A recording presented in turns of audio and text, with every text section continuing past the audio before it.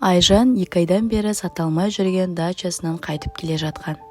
Тас жолға шыққанда жол жиегінде отырған 1-2 адам көзіне түсті. Тежегішті басып жақынырақ қарағанында сауда жасап отырған екен деп ойлаған кісілердің бар болғаны 7-8 жасар қыздар екенін аңғарды. Ол артқа шегініп көлігін тоқтатты. Қыздар табуретканың үстінде тосап қойылған банкаларды мұнарадай етіп тізіп қойып, қолдарын кеуделеріне айқастырып, үлкендерше байыппен отырған екен. Айжанның сырқа денесі тәтті бірдеңе әкелуін өтінгені есіне түсті. Бірақ оған тек мармелад, пісірілген алма және тосап қана жеуге болатын. Ол көліктен түсіп қыздарға жақындады. «Қыздар, қандай тосап сатып отырсыңдар?» деп сұрады. «Мен сатпаймын», деп іле жауап қатты үлкені. «Тек Айсанаға серік болып отырмын». «Ал сенің тосабын неден жасалған, Айсана?» деп бұрылды Айжан кенже қызға. «Бәрі жапсырмада жазулы тұр», деді қыз кішкентай саусағымен банканы нұсқап. Айжан банканы қолына алып жазуды оқи бастады. Қара сиямен қолмен жазылған. Болжаммен тосап. Астыңғы жағында қызыл түспен майда әріптермен қарақат деп жазылыпты. Қақпағы қоңыр қағазбен жабылып, жуан жіппен байланған. «Қызық екен», деді Айжан күлімдеп. «Мұндай тосапты кім жасайды? Бірінке ұқсап тұр ғой». «Бұл менің атам, Дәурен, ол орманшы болып істейді. Орманда жүріп түрлі жидек тереді». «Ал бұл жау қайдан?» деп сұрады Айжан қызыға. «Ішінде, қағаздың астында. Кім бірінші ашады, соған орындалады», деді Айсана барынша байыппен. «Болжамдарды да атаң өзі жаза ма?» «Жоқ, олар оған түсінде келеді. Таңертең ояна сала жазып қояды». «Таңғаларлық екен», деді Айжан шын көңілімен. «Тіпті қызықтырып жібердіңдер. Жарайды, мына банканы алайын. Міне ұста». Айжан ақшасын беріп, сатып алған тосапты сөмкесіне салып, бірден ауруханаға жол тартты. Палатаға кірген бойда банканы шығарып, оны жеңіл ғана бұлғап. «Таңшолпан Әбілқызы, сізге бір шағын сыйлығым бар», деді жылы жымиып. Әйел әлсіз ғана жымиды да тосапты төсек жанындағы тумбочкаға қоюын өтінді. Дәл сол сәтте палатаға олардың емдеуші дәрігері кіріп келді. «Сәлеметсіз бе, Айжан? Таңшолпан Әбілқызына қатаң диета сақтау керектігін ұмытпаған шығарсыз. Біз әлі де тұрақты ремиссияға қол жеткізе алмай жүрміз. Не әкелдіңіз?» «Тосап қой, оған тосап жеуге болады ғой», деп асыға жауап қатты Айжан. «Иә, тосапқа рұқсат, бірақ өте абай болу керек. Мысалы, қарақат тосабы кейде қышқыл болып келеді. Ал дәл қазір асқазан ішек жолдары үшін кез келген қышқыл өнімі аса қауіпті», деді ол.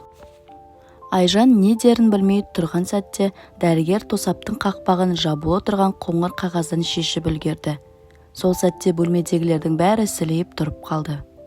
Айжанның енесі Таңшолпан Әбілқызы жалғыз ұлы Аян көз жұмғаннан кейін төсекке таңылып қалған еді. Аян шағын компанияда атқарушы директор болып қызмет еткен. Айжанмен танысып, шаңырақ көтеріп, екеуі бір бөлмелі шағын студия жалдаған. Жоспарлары көп болатын. Ақша жинап, ипотека рәсімдеп, өз үйіміз болар деп армандаған. Бірақ тағдыр басқа жолды таңдады. Аян жол апаттан қайтыс болды. Ал анасы Таңшолпан Әбілқызы ұлының жерлеуінен соң бір жолы төсек тартып қалды. Айжан жүрегі қанжылаған жалғыз қалған енесіне жанашырлық танытып, өз үйінен көшіп келді де күтімін өз мойнына алды. Жұмыс, жол және ауру күтімі арасында шарқ ұрып жүріп, жылына бір рет демалуға ғана уақыт табатын. Аурухананың барлық қызметкері бұл ерекше келінді жақсы білетін. Бұрынғы енесімен бірге тұрып, оған туған анасындай қарап келе жатқан жан ретінде. Соның үстіне жақында анасы одан ауылдағы ескі дачаларын сатуға көмектесуін сұраған. Бұл жерге ешкімнің барғысы жоқ. Не қызы, не ұлы, не келіні. Ал сол дача табиғаты тамаша, қарағайлы орманның шетінде орналасқан көркем ауылда еді. Кезінде ағаш үйдің орнына 2 қабатты кірпіш үй салынған. Жазда бұл жерде балалар да, немерелер де демалады деген үмітпен. Бірақ Айжан 40 жасына дейін тұрмысқа шықпады. Ал оның кенже інісі ауылға баруға мүлде ынта танытпайтын. Барған бойдақ мойнынан үй шаруасының бәрі іліне кететін. Осылайша дача иесіз қалды. Арам шөп басып, біртіндеп тартымды бейнесінен айырылып бара жатты. Ал сол ауылда орманшы 50 жастағы Дәурен ата тұратын. Ол жаздың басым бөлігін орман ішіндегі қарауыл үйінде өткізіп, қыстыгүні ауылдағы үйіне қоныстанатын. Оған анда-санда жиі жөтелетін немересі Айсананы әкеліп тұратын. Қыз бала үшін Дәурен ата қарағай бүршіктері мен жас шишадан тосап қайнатып беретін. Алайда Айсана бұл тосаптың қылқан иісті, ащылау дәмін ұнатпайтын. Сонда тапқыр ата тосапты сүйіп жегізудің амалын тапты. Әр банкінің қағаз қақпағының астына шағын жазба салып қоятын болды. Міндетті рәсім, күніне 3 рет шаймен бірге 1 шай қасық тосап жеу керек.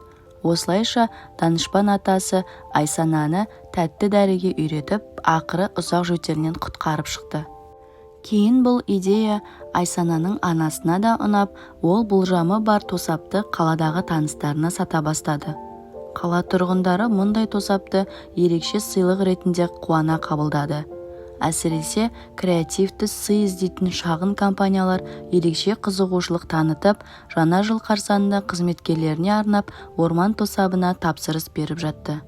Осылайша Дәурен атаның тосап бизнесі күтпеген жерден өркендеп, енді ол өнімін жол бойына шығарып сатуға мұқтаж болмай қалды. Алайда Айжан тосап сатып алған күн ерекше бір жағдаймен есте қалды. Дәрігер банкінің қақпағын ашқанда ішкі жағынан кішкентай суретті байқап қалды. Полароидпен түсірілген сурет екені бірден білінді. Мұқият үңілсе суретте шамамен 9 жастағы бала орман үйінен шығып келе жатады. Оның қолында жіп байланған. Ал ар жағында камуфляж киген ірі денелі ер адам оны ұстап тұрғаны анық көрінеді. Суреттің артқы бетінде қарындашпен былай деп жазылыпты: Серебряков орман шаруашылығы, 50-ші квартал, номері 325. Төменгі бұрышында нақты күн мен жыл көрсетілген екен. Дәрігер Айжанға қарап, бұл банкіні қайдан алдыңыз? деп сұрады. Серебряковтың маңындағы трассаның жиегінен, деді Айжан. Бұл банкіні дереу полицияға апару керек, деді дәрігер қатал үнмен. Кімде-кім адам ұрлағанның куәгері болған сияқты, бірақ басқа амал таппаған. Айжанды үрей биледі. Әрине, бұл тосапты сатып жүрген Айсананың атасы Дәурен ата болуы мүмкін. Бірақ неге ол осындай оғаш әрекетке барды? Неге учаскелік полицияға хабарламады? Мүмкін оны біреулер қатты қорқытқан болар, деп ойлады ол, ішіндегі қатты алаңдаушылықты сезініп. Ал неге ол өз немересін осындай тәуекелге ұшыратты? Дастан Еркінұлы, деп сұрады Айжан даусы дірілдеп. Ал егер бұл баланың денсаулығына зиян келтіріп жатса ше? Сіз білесіз ғой, кейбір құқық қорғаушылардың өзі қылмыскерлермен байланысып жүргенін. Дәрігер тосаптағы қышқылдықты тексеруге дайындалып, ойға шомып бір қасық тосапты аузына салды да ойлана бастады. Иә, мүмкін, деді ол терең ойға батқан күйде. Егер бұл қылмыскерлер болса, олардың құқық қорғау органдарында да өз адамдары болуы мүмкін. Сонымен не істейміз? деп сұрады Айжан, сұрағына жауап таба алмай. Не істейміз, білмеймін, деп күбірледі дәрігер. Бүкіл бөлімше көмекке зәру, барлығын емдеуге тиіспін. Кешіріңіз, мен қазір кете берейін, деп орнынан қозғалды. Дәрігер есікке бет алған кезде артына бұрылып, тосап тәтті екен, Таңшолпан Әбілқызы, кешке ішсе болады, деді ол. Кешке Айжан жаңалықтар арнасын қарап отырған кезде бірден орнынан атып тұрып, сөмкесіне суретті алды. Жаңалықтардағы суретпен салыстырып көріп, теледидардан былай деген хабар таратылды. Облыстағы белгілі бизнесменнің 9 жасар ұлы спорт залында ұрланып кеткен. Қылмыскерлер күзетшіні залалсыздандырып, баланы үлкен спорттық сөмкеге салып, ғимараттан алып шыққан. Бақылау камералары олардың автотұрақтан өтіп, көрініс аймағынан шығып кеткенін көрсетті. Полиция бөлімшесінің нөмірлері мен баланың ата-анасының телефоны көрсетілген. Баланың суретін экраннан түсіріп алған Айжан қолы дірілдеп қатты толқыды. Бұл бала дәл сол Серебряковтағы суреттегі бала еді. Дәл осы уақытта енесінің дәрігерінен телефон қоңырауы келді. Қайырлы кеш, Айжан, деді дәрігер. Сіз облыстық жаңалықтарды қарап отырсыз ба? Иә, Дастан Еркінұлы, мен көріп отырмын. Бұл сол бала ғой, деді Айжан таңдана. Мен оның ата-анасына хабарласқым келеді. Олар қазір қатты алаңдап жүрген шығар. Бірақ менде сізге көмек көрсетуге дайын бір адам бар. Балалық досым арнайы мақсаттағы бөлімде қызмет атқарған. Дәл осы мәселеде маман. Жоқ, біз өз бетімізше әрекет ете алмаймыз. Ата-анасы өздері шешім қабылдауы керек, деп жауап берді Айжан. Жақсы, бірақ менің айтқан адамымды ескеруіңізді өтінемін. Көмектескені дұрыс болар. Айжан дәрігерге алғысын айтып, телефонды алып, баланың ата-анасының нөмерін тере бастады. Қолдары дірілдеп, телефонды ұстап, ақырында баланың әкесінің дауысын естіді. Сәлеметсіз бе? Менде сіздің ұлыңыз туралы ақпарат бар. Кездесу үшін қай жерде кездесе аламыз? Әкесі біраз үнсіз отырды да, соңында жауап берді. Білесіз бе? Бізді бақылап отырғандар болуы мүмкін. Қай жерде кездесу қауіпсіз болатынын айту қиын. Айжан ойланып ұсыныс жасады. Мүмкін ауруханада, терапевтік бөлімде, екінші қабатта кездескеніміз дұрыс болар. Онда келушілерге арналған холл бар. Жақсы, деді бизнесмен рахмет айтып, телефонды қойды. Айжан терапия бөліміне көтеріліп, холлдағы жайлы диванға отырды. 1 минуттан кейін Мақсат пен Ләйла Селихановтар есік алдынан кіріп, өздерін таныстырып қасына жайғасты. Айжан суретті шығарып, оны Мақсатқа ұсынды. Суреттегі баланың қолында арқан байланғанын көрген Мақсат жүрегін ұстай қалды. Жанындағы әйелі Ләйла суретті алу үшін қолын соза бергенде, ол суретті кеудесіне басып, «Жоқ, Ләйла, біздің ұлымызды байлап қойған, саған мұны көрудің керегі жоқ», деді. Ләйла алақанымен бетін жауып, иығы селкілдеп жылап жіберді. Бейшара Әлихан, не көріп, не өткерген екен? Бұл сурет сізге қайдан түсті? Деп сыбырлады Мақсат. Менің Серебряковтағы дачым бар. Сатып алушымен кездесуге барғанмын, деді Айжан, және банкадағы тосаптан қалай бұл сурет табылғанын әңгімелеп берді. Тура тосаптың ішінен бе? Деп таңғалды Мақсат. Жоқ, қақпағын жауып тұрған қағаздың астында. Қыздың атасы орманшы екенін айтты. Мүмкін, дәл сол кісі бұл суретті түсіріп, басқа жолы болмаған соң осылай жеткізуді ойлаған болар. Мақсат орнынан атып тұрды. Жедел сонда бару керек. Ол сұмырай бізден сондай сомада ақша сұрап отыр. Мен оны бір аптада да жинап үлгермеймін. Мақсат, тоқта, олар мүмкін қарулы шығар. Біз не істей аламыз? Деді Ләйла үрейленіп. Мен де құр қол емеспін. Кім кедергі болса, көрсетем сол адамға, деді ол ашуға булығып. Күте тұрыңыз, деді сабырмен Айжан. Менің дәрігерім көмектесуге дайын досын ұсынған. Бәлкім осы істі маман басқарып өткізген дұрыс болар.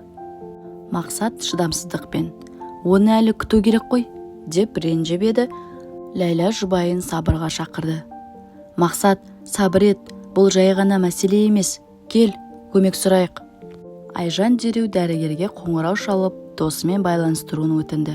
Күтпеген жерден дәрігер 1 минут, деді де терапия бөлімінен іле-шала кейін иықты. Бұлшық еттері айқын көрінетін ер адаммен бірге оралды. Танысыңыздар, менің ең жақын досым Арсен. Ол сіздерге көмектесуге дайын, деді. Барлығы бірге ауруханадан шығып, Мақсаттың көлігіне мініп, қала сыртына қарай бет алды. Бір қиылыстан өткенде Мақсат кенеттен оңға бұрылып, коттедждер орналасқан елді мекенге қарай жол тартты. Қайда бара жатсың? Деді Ләйла абыржып. Мақсат зәулім үйдің қақпасына тоқтап. Ләйла, түс, саған ол жақта болудың қажеті жоқ. Бұл ерлердің ісі. Ал Айжанды тек қыз бен орманшыны табуға көмектессін деп алып барамыз. Ләйла қарсы шықпақ болған. Бірақ күйеуі сондай зекіп тастағанда, көзіне жас алып, көліктен түсіп қалды. Көлік Айжан тосап сатып алған бұрылысына жақындағанда, Мақсат дірілдей іштей дұға етті. Бірақ сатушы орнында болмады. Содан олар ауылға барып, Айсана жайында тұрғындардан сұрауды ұйғарды. Кенет Айжан сол күні Айсанамен бірге жүрген екінші қызды байқап қалды. Тоқташы, өтінем, деді ол Мақсатқа, көліктен шығып. Ей, кешір, Айсананы қайдан таба аламыз? Деп сұрады. Қыз бұрылып, Айжанды танып жымиды. Айсана ата-анасымен кетіп қалды. Сіз тосап алғыңыз келе ме? Ұнады ма? Иә, алғымыз келеді, деп қуанып кетті Айжан. Онда осы жолмен тура жүріңіз. Орман шетінде жасыл шатырлы үй көресіз. Сол жерде Дәурен ата тұрады, деді қыз. Айжан қайта көлікке отырды. Арсен, деді Мақсат. Үйге дейін бармай-ақ қояйық. Біреу антып жүрген шығар. Қарияны да қиын жағдайға қалдырмайық. Дұрыс айтасың. Айжан өзі барып сөйлесе берсін, деді Арсен. Олар көше соңындағы жасыл шатырлы үйді көріп тоқтады. Айжан сөмкесін алып үйге беттеді. Шарбақтың ар жағынан үй тұрып қоя берді. Аға, деп дауыстады Айжан. Үйден шашы ағарған аласа бойлы ер адам шықты. Қандай шаруамен келдіңіз? Деп сұрады ол. Қарақат тосабы жайлы еді, деді Айжан. Сол сәтте Дәурен атаның жүзі күрт өзгеріп кетті. Жүріңіз, тезірек кіріңіз, деді де итті ұясына кіргізіп өзімен жауып тұрды. Үйге кірген бетте Айжан орманшыға тосапты қалай тапқанын түгел айтып берді. Қазір төмен жақта көше бойында көлік тұр. Ішінде баланың әкесі мен оның көмекшісі. Екеуі де қаруланған, деді ол. Дәурен басын шайқап, олар орман ішінде атыс ұйымдастырмақшы ма не өзі? Сіз Мақсаттың ұлын көрген кездегі түрін көрсеңіз ғой. Жалғыз өзі-ақ баруға дайын болды. Оны қалай тоқтатайын? Иә, жағдай оңай емес, деді орманшы. Бұл орманда әлгі қонақтар пайда бола бастағанда менің бөлім басшым келіп, сол маңайға жолама, артық сұрақ қойма, деді. Смартфонымды уақытша алып қойды, тек рацияны қалдырды. Ол аңшылардың лашығы, нағыз жасырынатын орын. Көп адам ол жайлы білмейді. Мен де ол жаққа бармай жүрдім. Бір күні басқа аймақтарды аралап жүргенімде әлгі жақтан баланың дауысы естілді. Артынша аузын жауып тастайтындай дыбыс шықты. Орманда естілетін нәрсе анық қой. Жүрегім дір ете қалды. Сол күннен бастап сол дауыс құлағымнан кетпей қойды. Мен бұл бала ма қыз ба білмесем де көмек керек деп шештім. Бір күні ормандағы шу көп боп тұрған уақытта жасырын барып шоқ бұтаның арасына тығылдым. Фотоаппаратты алып барғам. Кенеттен есік ашылды. Бір дәу адам қолына жіп байлаған баланы ертіп шықты. Бірден суретке түсірдім. Сосын әлгі дәу дәретхана есігін қағып, «Ей, ұйықтап жатсың ба? Тезірек шық!» деп айқайлады. Тағы бір фото түсірдім, бірақ ол жерде бала анық көрінбейді. Дәлелдер қолымда болды, бірақ не істеймін? Қызым күйеуімен тауға кеткен. Айсананы маған қалдырған. Сол кезде жол бойында тосап сатуды ойлап таптым. Өзім шықпай-ақ қояйын деп, өйткені артынан аңду барын сездім. Учаскелік полицияның ауыл ішінде тыншылары бар. Сол себепті Айсанадан көмек сұрадым, деді Дәурен ауыр күрсініп. Сонда біз дұрыс жасадық қой, сіздің үйіңізге тіке келмей, деді Айжан. Әрине, енді сыртқа шығып, тосап сатып алғандай болып көрініңіз. Кеш батқан соң лашыққа барамыз. Түнде әдетте бірі ғана күзетші болады, қолымыздан келеді. Олар қақпадан шығып, екі-екіден тосап банкілерін қолдарына ұстады. Айжан біреуін жарыққа ұстап, «Үлкен рахмет, тосабыңыз керемет. Мұндай дәмді еш жерден таппайсың. Біз міндетті түрде тағы келеміз. Мүгжейдек пен қара бүлдіргеннен де жасап қойыңызшы», деді. Дәурен бетін сипап қойды. Нағыз актриса екен, деп ойлады ол. Көлікке отырған соң Айжан, «Жалпы, жігіттер, біз осы жерде қараңғы түскенше бөгелеміз. Кеттік, бір жерге барып тамақтанып алайық. Түнге таман қайта келеміз». Дәурен айтты, «Лашықта тек бір күзетші ғана қалады». «Дәурен?» деп сұрады ер адамдар. «Я, орманшы ата, бірақ өзі онша қартта емес екен», деп жымиып қойды Айжан. Олар тас жолға шығып, жол бойындағы дәмханаға кірді. Тамаққа тапсырыс беріп, туыстарына хабарласты. Айжан анасы мен енесіне, Мақсат жұбайына, тек Арсен ғана ешкімге қоңырау шалмады. Қалғандары сөйлесіп болған соң, ол бәріне телефондарын сөндіруді бұйырды. Мақсат шылымға қол созды, бірақ Арсен оны тағы тоқтатты. «Мұнда да болмай ма? Машинада түсінікті, ал мұнда ше?» деп таң қалды Мақсат. «Ес киімге сынып қалады. Ертең орманда өзіңді әшкерелеп қоясың. Баланың қамы үшін шыдай тұр». Мақсат ұялып темекісін қалтасына қайта салып қойды. Кеш батқанда олар ауылға қайта келді. Машинаны бұрылыстың жанында қалдырып, жаяу жүріп кетті. Бұл кезде күзетші ит қорада болатын. Сондықтан олар кедергісіз үйге кірді. Үй ішінде әркімнің рөлі бөлінді. Арсен, әлгі дәуді мен өзіме аламын, деді. Тек қан төкпе, баланы да шошытпа, деп ескертті Айжан. Уайымдама, қан болмайды, деп Арсен кішкентай бөтелкені көрсетті. Дастан дәрігер маған хлороформ беріп жіберген. Әлгі күзетші таңға дейін ұйықтайды. Орманшы сыртта тұрып ормандағы дыбысты тыңдайды. Қауіп төнсе белгі береді. Ал Мақсат лашыққа кіріп ұлын алып шығады. Мылтықтарымен бірге арқанды кесуге пышақтар да алынды. Сақтықта қорлық жоқ. Ал Айжан орманшының үйінде қалып, үйде біреу бар сияқты көріну үшін терезеде отыра тұратын болды. Ақыры Дәурен қонақтарды қараңғыда үйдің артқы есігі арқылы шығарып аулаға алып шықты. Жерге жата қалыңдар, тыңдандар, деді ол сыбырлап. Барлығы жастыққа құлағандай жерге жатып, орман жаққа құлақ тұрды. Біраздан соң қалың бұталар арасымен еңбектеп барып, тұрып аяндап жүре бастады. Ай түнді жарқыратып, орман жолын сатқындықпен жарықтандырып тұр. Ең қиыны орманның ішіне апарар жалғыз аяқ соқпақ шөп пен бұтадан өтпейтіндей. Лашықтың жалғыз терезесінен жарық көрініп тұр. Сол жарықта есік алдына түсіп тұрған Дәудің қараңғы сұлбасы айқын байқалды. Дәурен саусағын ерніне апарып, үнсіз болуға белгі берді. Сол сәтте жолаушылар ағаш есіктің баяу сықырын естіді. Арсен аяқ киімін шешіп, жалаң аяқ аулаға қарай жүгірді. Тыныштықты бір сәт күрес дыбысы бұзып, артынша ауыр дененің жерге гүрс етіп құлағаны естілді. Сол сәтте Арсен үй бұрышынан басын шығарып, «Мақсат!» деп сыбырлай шақырды. Бала әкесін күтіп жатқандай, Мақсат жүгіріп келіп, екеуі лашыққа кіріп кетті. Ұлы жұқа көрпеге оранып, аю терісі төселген тар керуетте мызғып жатыр екен.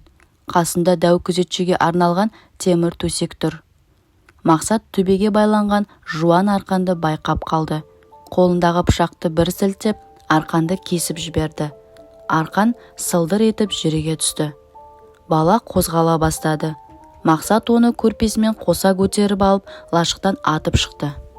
Арсен болса жүгіріп барып аяқ киімін киді. Ал Дәурен мен Мақсат ұлды құшағына қысып, топырақты жолмен зымырай жөнелді. «Әке!» деп күбірледі Алихан, көзіне сенбей. «Сен мені қалай таптың?» «Тыныш балам, тыныш, кейін бәрін айтып беремін», деді әкесі демігіп. Аздан соң Арсен қуып жетіп, әлсіреген Мақсаттың орнына баланы көтеріп алды. Ақыры олар орман шетінен шықты. Дәурен тағы да жатып тыңдауға бұйырды. Ауыл жақта тыныштық, тіпті ит те үрмейді. «Жарайды, жүрейік», деді орманшы. Таныс соқпақтармен көзін жұмып жүре беретіндей сеніммен. Қара есікті итере ашқан сәтте ер адамдар терең дем алып, тыныштықпен кіріп барды. Бірақ Арсен бәріне «Ерте босансуға болмайды», деп ескертті. «Айжан, сен көлікке бар», деді Мақсат. Айжан басын изеп, кілтті алып көлікке қарай жүгіріп кетті. Ұлды артқы орындыққа жайғастырып, Мақсат өзі рөлге отырды. «Айжан, сен баланың қасына отыр», деді ол. Арсен алдыңғы орынға жайғасып, көлік қозғалды. Кенет Арсен Дәуренге еңкейіп, «Мына жерде қалу сізге қауіпті емес пе?» деп сыбырлады. «Жоқ», деп жымиып жауап берді орманшы. «Таң ата алыстағы кварталға кетем. Ол жерді ешкім білмейді. Оның үстіне орман батпақпен қоршалған. Тек мен ғана жолын білемін. Өзіңізге абай болыңыз», деді үшеуі де. Мақсат қоштасып, «Дәурен, біз кеттік», деді. Көлік орманнан шығып, түн тыныштығында жолға түсті. Айжан Алиханның басын тізесіне қойып жатқызды. Бала қатты әлсіреп қалған. Арсен мен Мақсат бір нәрсені ақырын сөйлесіп отырды. Көп ұзамай Айжан да мызғып кетті. Ол көлік тоқтағанда көзін ашты. Олар Сейілхановтардың 2 қабатты үйінің ауласында тұрған. Айналада бүкіл отбасы жиналып қалған. Анасы, үлкен ағасы мен әпкесі, әжесі мен атасы, аспаз, күзетші және басқа да қызметшілер. Ер адамдар Арсенмен қол алысып, әйелдер мойнына асылып құшақтап жатты. Арсен ыңғайсызданып, қайда тығыларын білмей тұрды. Сол сәтте ол көлікте қалғып отырған Айжанды көрсетіп: «Бәрі осы Айжанның арқасы. Егер ол болмаса, біз ештеңе істей алмас едік». Сол сәтте бүкіл көңіл Айжанға ауып, ол құшақ пен алғыстың, ризашылықтың ортасында қалды. Мұндай жылы қарсы алуды ол өмірінде алғаш рет көріп тұрғандай болды. Әзер дегенде қошеметтен сытылып шыққан Айжан Арсенге бұрылып: «Үйге қайтатын уақыт болған сияқты. Қайда асығып барасыңдар? Қараңғы түннің бір уағы емес пе?» деп танданды Ләйла. «Ең болмаса бір шыны кофе ішіп кетіңдер. Осындай күннен кейін демалып алыңыздар». Айжан мен Арсен иесін ренжітпейік деп келісті. Жарық ас үйге кірген кезде Арсен киімінің түріне көзі түсіп, ыңғайсызданып қалды. Күртешесі мен шалбарында кепкен топырақ пен шөп жабысып қалыпты. Бірақ үй иелері оған көңіл де аудармай, дастарханға отырғызып, уәде еткен кофенің қасына небір дәмді тағамдарды қойып үлгерді. Айжан ешқашан таңғы 4-те дәл осылай құдды мерекедегідей отырып тамақ ішіп көрмеген еді. Соған қарамастан екеуі де жылы ықылас үшін алғыс айтып қоштасуға дайындалды. Мақсат оларды жеткізіп салуға ұсыныс білдірді. Арсеннің үйі анасының үйіне өте жақын жерде болып шықты. «Біз әлі кездесеміз», деді ол. «Баршаңызға, әсіресе батыр Дәурен атамызға ерекше алғыс айтқым келеді. Ол сол бір фотосуретті түсіруден де қорыққан жоқ қой. Ал келесі аптада хабарласамыз». Қызық топ қайтадан Серебряковқа келді. Дәурен ата аулада бірдеңе жасап жүрді. Ал оның айналасындағы немересі Айсана қуанып ойнап жүрді. Таныс тұлғаларды көргенде Дәурен күліп жіберді. «Міне, біздің батырларымыз келді. Неге Әлиханды ала келмедіңдер?» «Әлихан ауырып қалды. Үйде анасының қасында қалды. Ал біз осы жаққа келіп, сіздердің қалай екендеріңізді білейік деп келдік. Ештеңе мазаламай ма деп?» «Жоқ, бәрі жақсы. Егершілік қызметтерінің басшысы жұмысынан кетіп, аңшы үйін басқа жерге, ауылға жақын орынға ауыстырды. Ал мен бірнеше күн болды мұнда келмедім. Кейін көршімізден естідім. Қандай да бір джиппен келгендер бөтен адамдарды көрген бе деп сұраған екен. Айым тамаша айтты. Тек менің қызым мен немерем келді. Тағы тосап сатып алушылар бар», деп күлді. Олар ештеңе таппай қайтты. Үйден ақ жарқын, күлген, беті қызғылт әйел шығып, қонақтарды жаңа пісірілген құймақпен шайға шақырды. Қонақтар күліп, бірақ бас тартты. Мақсат Дәуренге конверт берді. Дәурен қолын сермеп, бірақ Мақсат: «Әке, алшы өтініш», деп қосты. Конверттің ішінде банк картасы жатты. Әрі үлкен сомасы бар. Мұндай конверттерді Мақсат Айжан мен Арсенге де тапсырды. Сонымен қатар Сейілхановтар Әлихан үшін жаңа қауіпсіздік қызметкерлері болуды ұсынды. Арсен соңғы кездері кездейсоқ табыспен күн көріп жүрген. Жұмыссыз екендігін айтуға ұялатын еді. Серебряковтардағы дачаны сатпау туралы шешім қабылданды. 1 жылдан кейін Арсен Айжанның күйеуі болып, оны жылы үйге айналдырды. Әрине, онда жаңа достармен жиі кездесу болды. Дәуреннің түсірген суреттері мен оның ата-анасының куәліктері арқасында барлық құтқаруға қатысқандар лайықты жазасын алды. Айжанның енесі болған оқиға жайлы айтып, бәрі үшін қатты алаңдағанын, қауіпті сәттерде басын шайқап, бәрі жақсы аяқталғанда қуанышпен бас изегенін айтты. Дастан Еркінұлы ақыры ремиссияның басталғанын хабарлап, пациентті үйіне шығарды. Оның кенеттен бақытты болғаны сөзбен айтып жеткізу қиын еді.